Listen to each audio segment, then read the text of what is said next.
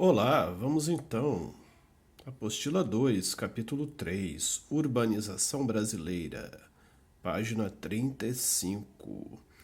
Olha aqui, engarrafamento, cidade, um monte de gente aglomerada, né? Isso é a cidade, concentração humana. A cidade tem pouco espaço para muita gente, né? Concentração de pessoas. É isso que é a cidade. Mas vamos para a página 36. O que temos aqui? O Brasil urbano. Sim, o Brasil das cidades.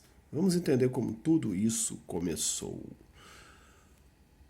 Vai focar. O espaço urbano, em geral, apresenta-se muito diferente do espaço rural.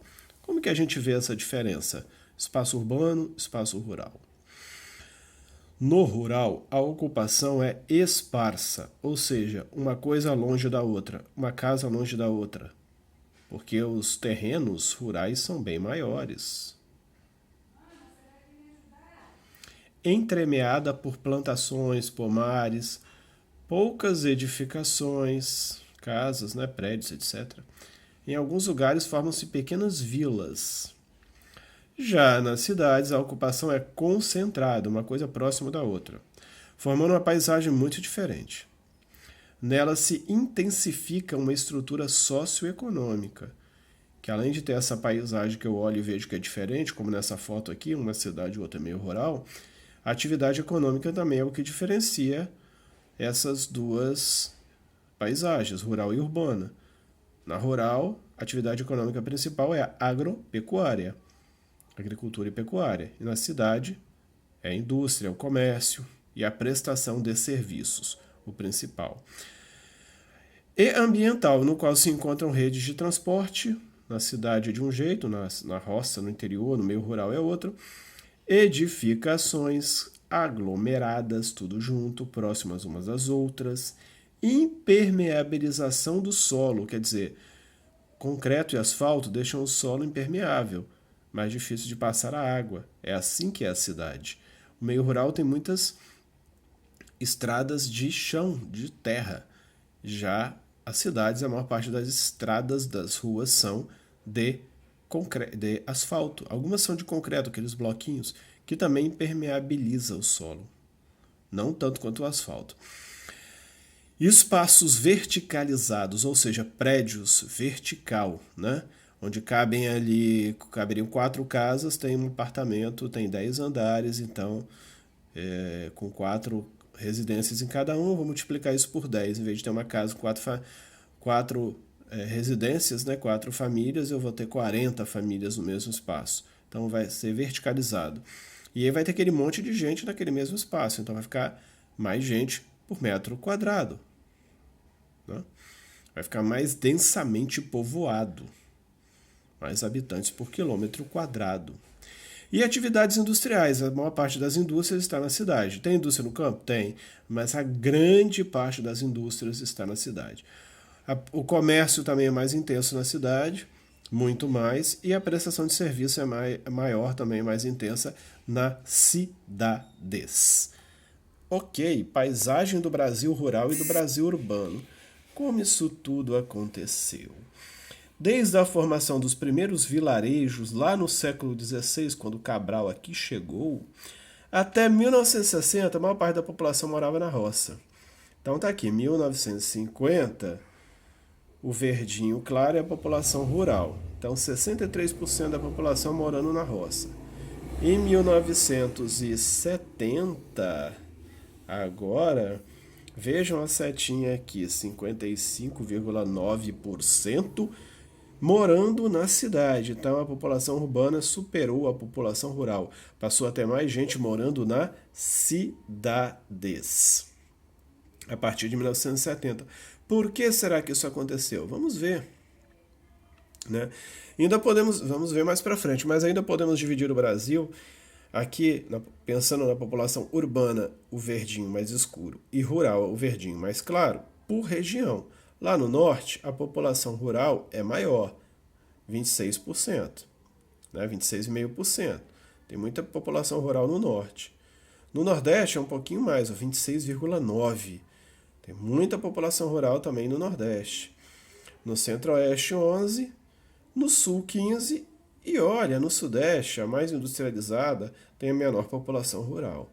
Ou seja, a maior população urbana. Agora, na página 37, vamos avaliar essa formação histórica do Brasil, desde o início. Os primeiros núcleos urbanos brasileiros formaram-se a partir de 1530, 30 anos depois da chegada de Cabral ao Brasil, imigração portuguesa. E a primeira coisa foi a expansão canavieira, o ciclo econômico da cana-de-açúcar. No Nordeste, começaram a formar assentações localizadas em regiões litorâneas, que abrigavam edificações, construções, naquela época, claro que não é construção igual hoje, que estocavam o produto, e depois era enviado para Portugal. O açúcar produzido a partir da cana-de-açúcar, o ouro, para eles aqui o açúcar era ouro, valia muito dinheiro. Não é que ele era ouro, valia muito dinheiro. Durante os séculos 17 e 18, século 18 começa em 1701 e termina em 1800. Muitas cidades surgiram nas proximidades das regiões mineradoras. Descobriram ouro em Minas Gerais, pedras preciosas, minério de ferro. E correu todo mundo para lá, em busca dessa riqueza. Foi o ciclo do ouro, nas Minas Gerais e em regiões adjacentes, como no Mato Grosso, em Goiás, como diz aqui. Segundo ciclo, o ciclo do ouro. E depois, no século XIX, que termina em 1900, veio o ciclo do café. Trouxeram essa planta para cá e começaram a produzir café. Século XIX, São Paulo e Rio de Janeiro. Depois norte do Paraná, Minas, Espírito Santo também. E o café se tornou um dos principais, e até hoje, produto da economia brasileira. Mas naquela época o Brasil vivia do café, da exportação do café. Grandes fazendas de café produziam toneladas e toneladas que eram exportadas para o mundo todo, principalmente para os países ricos. Até que, próximo parágrafo, apesar do surgimento desses núcleos, o Brasil ainda permanecia mais rural do que urbano. A economia brasileira, até a virada do século XX, quer dizer, do século XIX até o século XX, 1901, começa o século XX, era predominantemente agrária, principalmente café. Em 1915, o café representava 85% das exportações brasileiras. O ciclo do café, esse ciclo econômico, no entanto, entrou em profunda crise por causa da queda da bolsa, da quebra da Bolsa de Nova York. Queda também, porque ela caiu. Mas ela quebrou, fechou as portas. O que é isso, Bolsa de Nova York? É a Bolsa de Valores, aquele local onde as empresas do mundo negociam as suas ações, aquele papel que vale muito dinheiro chamado ação. E a crise de 1929 foi tão feia, a maior de todos os tempos talvez, que fechou a Bolsa de Nova York. E veja bem, países ricos como Estados Unidos e países da Europa que compravam café do Brasil falaram: nós estamos em crise agora, vamos parar de comprar café porque ninguém vive de café, Café não mata a fome de ninguém, nós vamos cortar esse supérfluo aí, Brasil, não vamos mais comprar o seu café. E aí os fazendeiros falaram: e agora? Vamos perder esse café todo, vai estragar, o negócio está ficando difícil, vamos demitir todo mundo. Os trabalhadores, uma parte trabalhava no meio rural ainda, e vai causar uma crise econômica. Causou uma crise econômica muito grande. A crise do café no Brasil, que gerou-se a partir da crise da Bolsa, da crise de 29, com a queda da Bolsa de Nova York.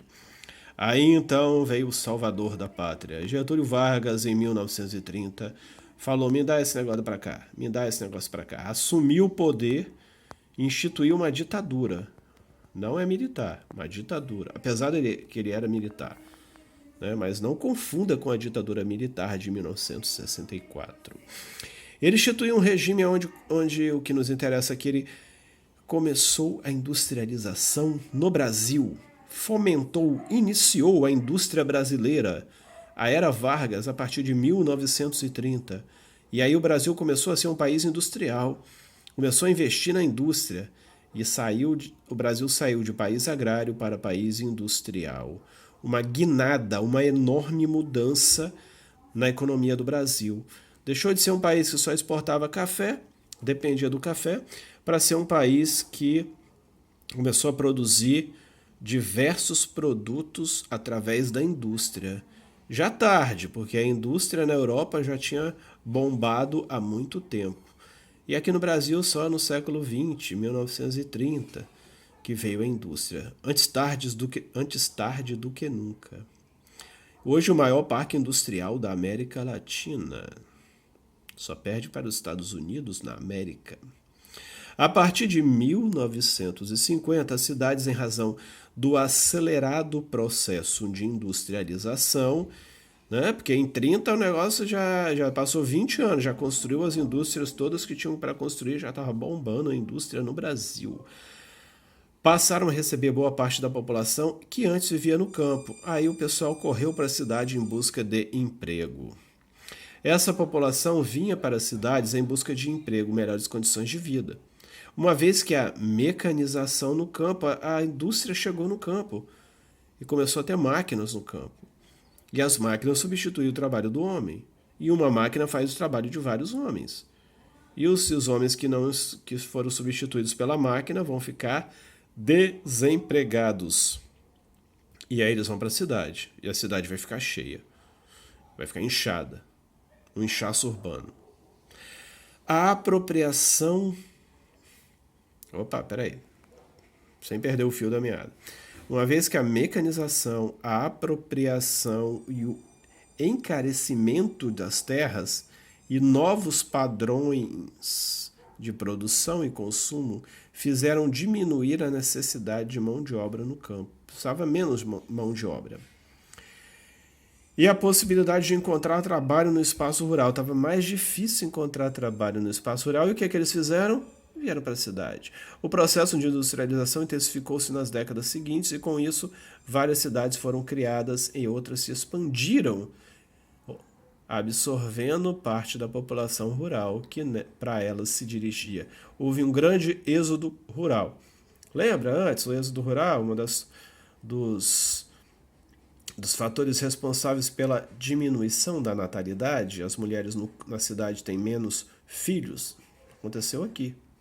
Na década de 1970, com o país mais industrializado agora, mais 20 anos se passaram, né, a indústria mais ainda forte, e a concentração de terras na mão de poucos proprietários, isso sempre ocorreu, né? Desde o início da colonização, quem tem a maior parte das terras no Brasil são poucos proprietários muito ricos, concentração de terras, né, no Brasil. E também a expansão da mecanização agrícola, mais máquinas no campo, fez com que a população viesse para a cidade. A população brasileira tornou-se predominantemente urbana e passou a se concentrar mais na cidade do que no campo. Em 2010, 84% da população morava, né, nas cidades. Hoje, esse número aumentou um pouquinho ainda, né? Agora em 2020. É porque o censo ainda não foi realizado. Temos aqui duas fotos de cidades, né? Para ilustrar construções antigas, né, nas cidades. Mas virando para a página 38, o nosso querido e amado livro, na verdade, para a página 39, né? Essas cidades, agora cheias de gente, com as suas atividades industriais concentradas, elas também têm tamanhos diferentes e funções. A cidade tem uma função? Tem. Vamos ver o que é isso. A rede urbana brasileira é muito variada. O que é rede urbana? Sistema integrado de cidades que estabelecem relações econômicas entre si. As cidades que têm relação entre si, alguma relação econômica, indústria num lugar leva para outro, tem um porto, enfim, é uma rede urbana.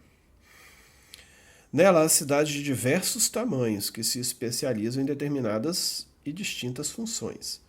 Né? Tem cidade que é portuária, cidade que é turística, cidade que é administrativa, igual Brasília. A cidade é a sede do município. Por quê? Porque o município é a menor unidade político-administrativa, né? E dentro do município nós temos a cidade. Cidade é área urbana, porque tem municípios que têm áreas rurais, né? Então, por exemplo, Vitória não tem área rural. Então, cidade de Vitória ou município de Vitória é a mesma coisa, porque todo o município de Vitória é cidade, é área urbana. Mas tem municípios no interior que tem uma área rural muito grande. Então, quando você pensa onde que é a cidade, né, ou seja, a sede, cidade é a sede do município, como está escrito aqui. Então, quando a gente pensa onde é a cidade, a gente pensa onde é a área urbana, onde é a sede do município. Então, eu penso lá no município de Linhares. Ele é grande e a cidade de Linhares, que é a sede, fica em determinado lugar, mas tem uma área rural muito grande em volta, que ainda está no município de Linhares. E aqueles municípios, aquele município é dividido em distritos. E as pessoas falam que estão no distrito X ou no distrito Y do município de Linhares. Mas quando elas estão na sede, ou seja, na parte que é cidade, que é urbana, né, elas falam que estão na cidade de Linhares, e é o correto, né? Como Vitória não tem área rural, então a cidade ocupa todo o município. Então, cidade é área urbana e município é área político-administrativa. Pode ser urbana e ter uma parte urbana e ter uma parte rural. A parte urbana vai ser chamada de cidade, que é a sede do município. Na cidade se concentra o poder público, né? Na cidade que fica a prefeitura.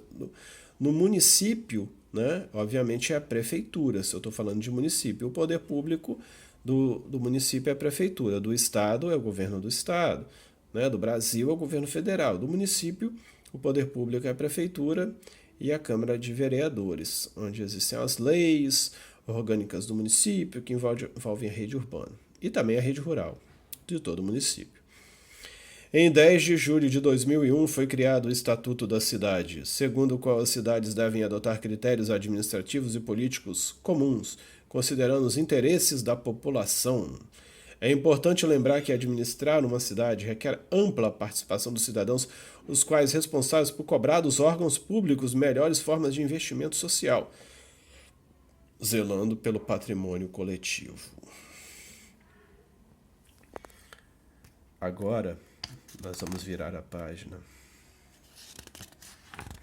para chegar até a página 40, onde temos uma linda imagem da praia de Ipanema, no início do século XX, que começa em 1901. E é a mesma não, né? O mesmo local, mas outra imagem também da praia de Ipanema, em 2018, há pouco tempo. Será que alguma coisa mudou? Claro, né? Mudança no espaço urbano, é isso que a geografia estuda, a relação entre o homem e o espaço, a Terra, como o homem transforma o planeta Terra. O espaço urbano está sempre passando por mudanças. Novos bairros são criados, a malha urbana é ampliada, edificações são reestruturadas ou demolidas, novos espaços são construídos. É só você ficar fora da sua cidade durante poucos meses e quando você volta você já percebe algumas mudanças. As mudanças não param de acontecer. O homem não para de construir, reconstruir, modificar o espaço que ele modifica, o espaço geográfico. Esse dinamismo, essa mudança constante, muitas vezes provoca a destruição do patrimônio histórico. Às vezes ele resolve, né, destruir o patrimônio histórico para poder modelar de novo a cidade, descaracterizando a história da cidade. Segundo o geógrafo Milton Santos, o espaço urbano pode ser comparado a um pergaminho que é constantemente apagado e reescrito, uma vez que muitos edifícios históricos são derrubados para dar lugar a novas edificações, incorporando outras formas de vivência. Veja, por exemplo, as transformações ocorridas na cidade do Rio de Janeiro desde o início do século XX. Né? A gente vai ficar observando essa foto. São duas fotos tiradas no mesmo lugar. A segunda foto foi tirada um pouquinho mais para frente, mas a gente já consegue ver. Tem a pedra ali, né, que é bem parecida, né? Parecida não, é a mesma pedra, né? Porém, algumas pedras foram talvez retiradas dali, alguma obra foi feita até para a colocação desse poste. Mas o que a gente mais vê mesmo são as edificações. Olha lá, no início do século XX, poucas edificações próximo à praia. Já em 2018, vários prédios, verticalização, próximos da praia, em volta, atrás, do lado, né? Enfim, obviamente muita coisa foi desmatada, né? A gente vê aqui, houve um desmatamento, os morros que aqui não estavam ocupados no início do século e agora em 2018 estão ocupados, né? Uma orla foi construída, né? Então, não sei se foi a época do ano ou o período do dia, mas tinha pouca gente na praia. Já em 2018 já tem mais gente. E a gente pode ficar olhando para essa foto e identificar, vocês vão observar, identificar várias mudanças que ocorreram, né, durante esse período neste local.